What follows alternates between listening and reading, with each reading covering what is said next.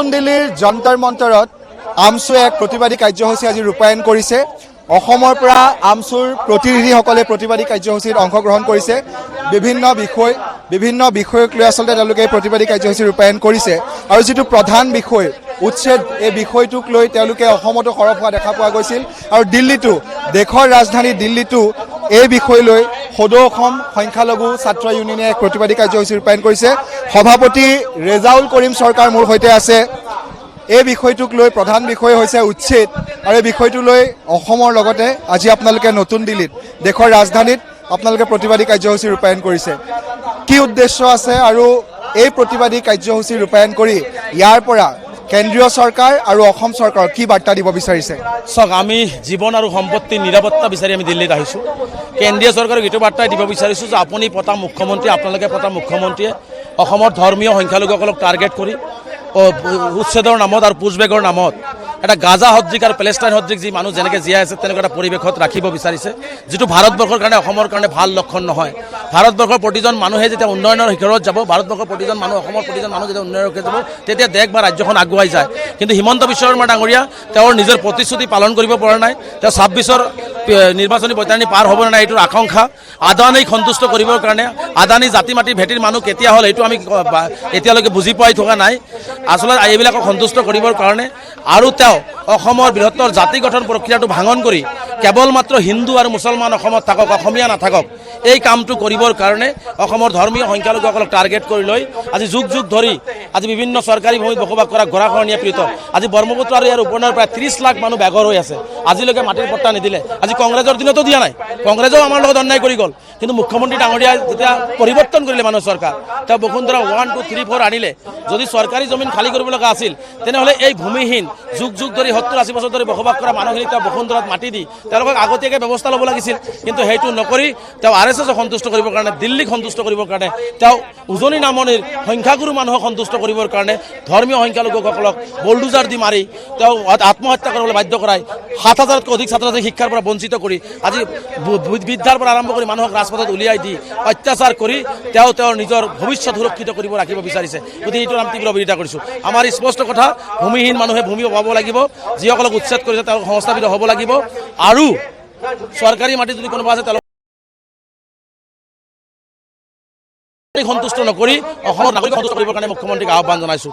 মুখ্যমন্ত্ৰীক স্পষ্টকৈ কৈছোঁ, আজি গোৱালপাৰাৰ পাইকানত যিটো উচ্ছেদ আছিল এইটো ফৰেষ্ট নাছিলে নহয়। ফৰেষ্ট নথকা জেগাত তেওঁলোকে ফৰেষ্ট বনাই পেলাই তেওঁলোকে কেৱল মাত্ৰ ধৰ্মীয় সংখ্যালঘুসকলক টাৰ্গেট কৰিছে। আজি RFৰ 25%, যিয়ে কংগ্ৰেছৰ ৰাভাহঁতৰ দৰে ব্যক্তিয়ে ৰবৰ বাগান, চাহৰ বাগান, তামোল গছৰ বাগান কৰিছে, হাজাৰ হাজাৰ বিঘা মাটি, তাত বলডুজাৰ চলোৱা নাই। আমি কোনো জেগাত সংখ্যাগুৰু মানুহক উচ্ছেদ কৰিব নকৰোঁ, উচ্ছেদৰ বেদনা আমি বুজি পাওঁ।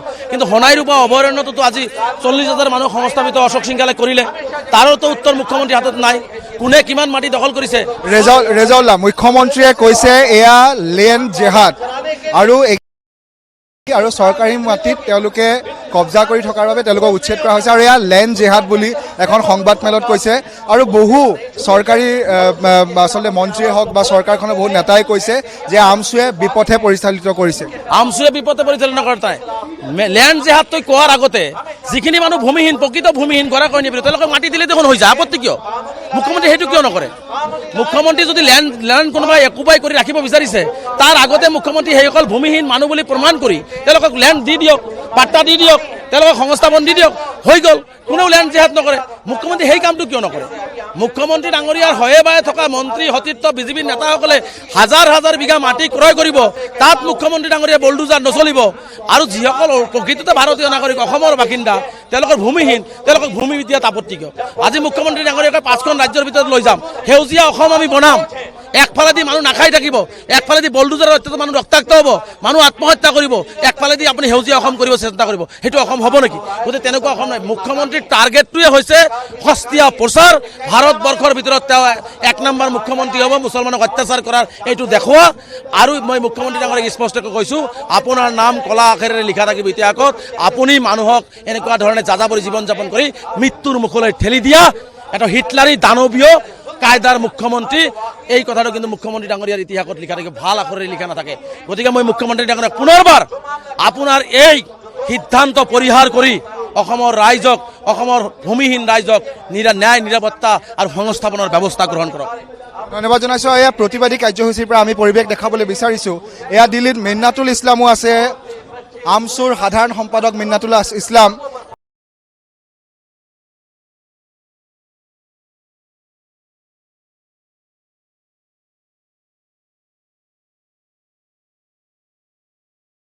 বিচাৰিব পূৰ্বতেও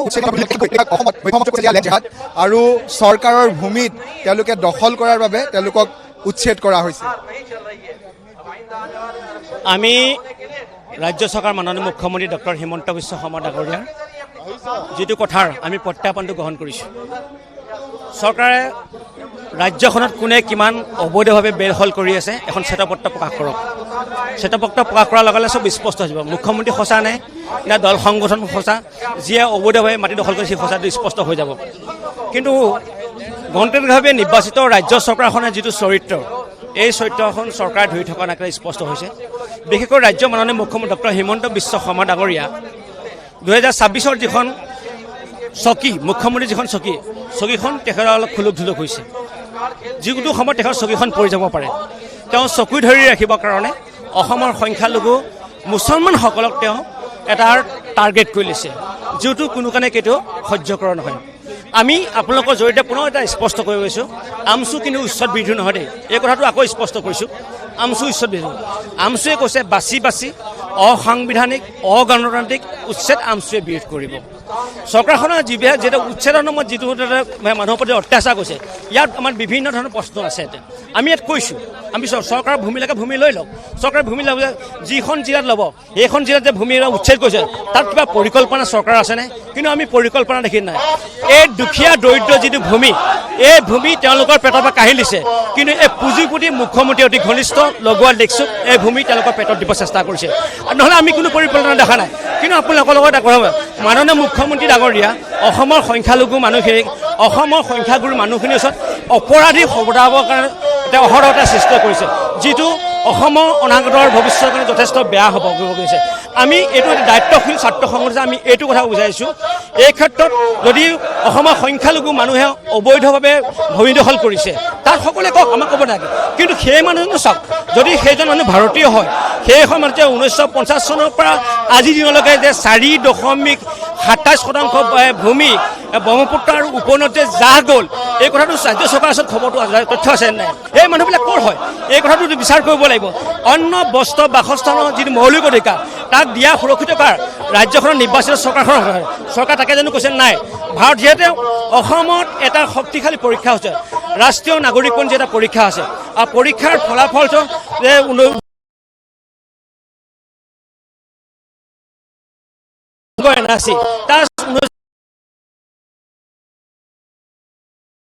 কিন্তু যিসকল মানুহৰ নাম NRC অধিকাৰ সংকুচিত কৰিছে, তেওঁলোকৰ অধিকাৰ কৈছে, তেওঁলোকক মুকলি ঘৰত দিছে, তেওঁলোকে চৰকাৰে যে অসমখনতে তেওঁ উচ্ছেদ কৰিলে, কৰিলে। তাৰপিছত তেওঁ উচ্ছেদ কৰিলে 93 ঘৰ ফেমিলি, 93 ফেমিলি কৰিলে নলবাৰী। তাৰপিছত কৰিলে 218টা ফেমিলি কৰিলে লখিমপুৰত। সৌ সিদিনা আকৌ ধুবুৰীত কৰিলে প্ৰায় 1400 ফেমিলি। যোৱা পৰহিদিনা উচ্ছেদ কৰিলে আকৌ গোৱালপাৰাত 1080টা ফেমিলি। যে লখিমপুৰত চৰকাৰে কৈছে আমি খিলঞ্জীয়া পিটি হ'লে, লখিমপুৰত যিখিনি উচ্ছেদ কৰিছে, উচ্ছেদ কৰি যে চৰকাৰে এই কথা স্পষ্ট জানে নাযায়। এতিয়া বাঘ হাজৰিকাৰ পৰিয়ালৰ তাত যে উচ্ছেদ কৰিছে, বাঘ হাজৰিকা অসমৰ খিলঞ্জীয়া নাছিলে, অসমীয়া জাতিৰ জীৱনত বাঘ হাজৰিকাৰ কি অৱদান নাছিলে? বাঘ হাজৰিকাৰ পৰিয়ালটো আজি কেনেকুৱা? ক'ত আজি বাঘ হাজৰিকা? আজি বাঘ হাজৰিকাৰ পৰিয়ালটো আজি মুকলি আকাশত গৰু আৰু ছাগলীলৈকে একেলগে জীৱন নিৰ্বাহ কৰি আছে। ৰাজ্যৰ মাননীয় মুখ্যমন্ত্ৰী ডাঙৰীয়া, আপুনি কৈছে খিলঞ্জীয়া বুলি, আচলতে খিলঞ্জীয়া বুলি অসমখন ডেফিনেটলি সাম্প্ৰদায়িক এটা ৰহণ খানিব চেষ্টা কৰিছে, যিটো কোনো কাৰণে কেতিয়াও আমি সহ্য কৰিব নালাগে। আপোনালোকৰ জৰিয়তে অসমৰ প্ৰগতিশীল জনতাক আমি প্ৰগতিশীল নাগৰিকৰ আহ্বান কৰিছোঁ। আমি এখন সুস্থ অসম, ডক্টৰ ভূপেন হাজৰিকাদেৱে যিখন অসম বিচাৰিছে, লাচিত বৰফুকনে বিচাৰিছে, অসমখন আমি সদায় ধৰি ৰাখিবলৈ লগে লগে আমি আপোনাক আহ্বান জনাব বিচাৰিছোঁ। শেহতীয়াকৈ যিটো পুছবেকৰ কথাটো কৈছিলে, পুছবেকত আমাৰ যথেষ্ট আপত্তি আছে। হয় বাংলাদেশ যদি হয় কোনোবা প্ৰেৰণ কৰক, চৰকাৰে এটা আইনীভাৱে এটা ব্যৱস্থা কৰে, এটা প্ৰত্যাৱৰ্তন চুক্তি কৰক, আমাৰ আৰু কোনো বিতৰ্ক কৰিবলৈ কথা নাই, কোনো স্থলী নাই। কিন্তু ৰাজ্য চৰকাৰে বাংলাদেশীৰ নামত যে মানুহক জধে মধে আটক কৰি বাংলাদেশলৈ যদি প্ৰেৰণ কৰিছে, আজি তেওঁলোকক কিয় আকৌ ঘূৰাই পঠিওৱা হ'ল? যিটো চৰকাৰ আইনৰ কোনো নিৰ্দেশ নাছিলে, নিৰ্দেশ নকৰে চৰকাৰে সম্পূৰ্ণ আইন অমান্য কৰি পেলাই যিবিলাক মানুহৰ গোচৰ উচ্চ আৰু উচ্চতম চলি থকা অৱস্থাত তেওঁলোকে জবৰদস্তকৈ আপোনাৰ সীমান্ত বিভাগক আৰু BSFৰ শক্তিক অপব্যৱহাৰ কৰি তেওঁলোকক ধৰি বাংলাদেশৰ পৰা আকৌ ঘূৰাই আনিবলগীয়া হ'ল। মই চমুকে এটা বিষয় মিনাতুল ইছলাম আপোনাৰ পৰা জানিব বিচাৰিম। সংখ্যালঘু লোকসকলক উচ্ছেদিত কৰিছে নিশ্চিতভাৱে, কিন্তু তাৰ লগতে বহু আন সম্প্ৰদায়ৰ লোকসকলকো উচ্ছেদ কৰা দেখা পোৱা গৈছে। তেওঁলোকৰ বাবে এই প্ৰতিবাদী কাৰ্যসূচী ৰূপায়ণ হৈছেনে? মই এইটো কথা প্ৰথমে স্পষ্ট কৰিছোঁ, সংখ্যালঘু সংখ্যাখনো অসমীয়াৰ লগত অন্যায় কৰিলে সংখ্যাগুৰু সংগঠন লঘু সংগঠনলৈ মাত মাতিব লাগিব। যদি আমি শান্তি অসম বিচাৰিছোঁ, কোনোবা যদি মানুহ অন্যায় কৰিছে, সি গগৈয়ে হওক, সি শইকীয়া, সি বৰা হওক, সি কিবা কুৰ্মীয়ে হওক, তাৰ কাৰণে মাত মাতিব লাগিব। তেতিয়াহে সদায়কৈ স্বাভিমানী অসমখন আমি জীয়াই ৰাখিব পাৰিম। কিন্তু স্বাভিমানী অসম জীয়াই ৰাখিবলৈ ইয়াত ৰহণ সনা হৈছে। সেই ৰহণৰ বলি নহ'বৰ কাৰণে প্ৰতিটো দল সংগঠনক বিশেষকৈ আমাৰ সমন্বয় সম্পত্তি ধৰি ৰখাৰ ৰাইজৰ প্ৰতি আমি আহ্বান জনাইছোঁ। লগে আপুনি কৈছে য'ত উচ্ছেদ কৰিছে চাহ বাগান, তেওঁলোকেও ন্যায় পাব লাগিব। আমাৰ আহোম ভাইসকলকো যিয়ে বৰ অসমৰ স্ৰষ্টা, বৰ অসম আজি বৰ অসম গোটেই ক্ষুদ্ৰ জাতি জনগোষ্ঠী ধৰি ৰাখে বৰ স্ৰষ্টা, এই লাচিত বৰফুকনৰ হৈ এতিয়া এই আহোমৰ সন্তানক উচ্ছেদ কৰিলে। তাৰমানে চৰকাৰৰ কৰিব লাগিব। চৰকাৰে এই কথাটো ঠিক মানে কোনো পৰিকল্পনাবিহীন তেওঁলোকৰ উচ্ছেদ। মই এই কথাটো আকৌ পুনৰ জৰিয়তে ক'ব বিচাৰিছোঁ। এটা কথা আকৌ অসমত যি ঘৃণা বিনিময়ৰ চেষ্টা কৰিছে, এই ঘৃণা নচলে। ইয়াত কিন্তু স্ৰষ্টাক আমাৰ ৰাজ্য মাননীয় মুখ্য স্ৰষ্টাক পাহৰি যে তেওঁ সৃষ্টিক লৈ চলিছে। সৃষ্টি যিটো সৃষ্টিটো সম্পূৰ্ণ কোনো শাস্ত্ৰৰ মিছ নথকা এটা সৃষ্টি। গতিকে সেই ৰাজ্য মাননীয় মুখ্যমন্ত্ৰীক বুজাইছোঁ যে গণতান্ত্ৰিকভাৱে নিৰ্বাচিত যিটো তেওঁ হৈছে, এই নিৰ্বাচিত চৰকাৰৰ যিটো চৰিত্ৰ প্ৰমূল্যবোধৰ ৰাজনীতি, এই ৰাজনীতিকৰ তাত কোনো আমি মাত লাগিব নাই। কিন্তু যেতিয়ালৈকে উচ্ছেদ সংস্থাপন নিদিব, উচ্ছেদ লগতে বাৰে যে অন্যায় কৰিব, এই অন্যায়ৰ কিন্তু প্ৰতিবাদ আমচুৱে আগতকৈ শক্তিশালী কৰিব আৰু হাজাৰ মানুহে গণতান্ত্ৰিকভাৱে আমি আমচুৱে প্ৰতিবাদ কৰিব। আৰু ইয়াৰ উপৰিও যদি সেই গণতান্ত্ৰিক ভাষা যদি চৰকাৰখনে বুজি নাপায়, আইনী কাষ চাবলৈ আমচুৱে প্ৰস্তুত হ'ব।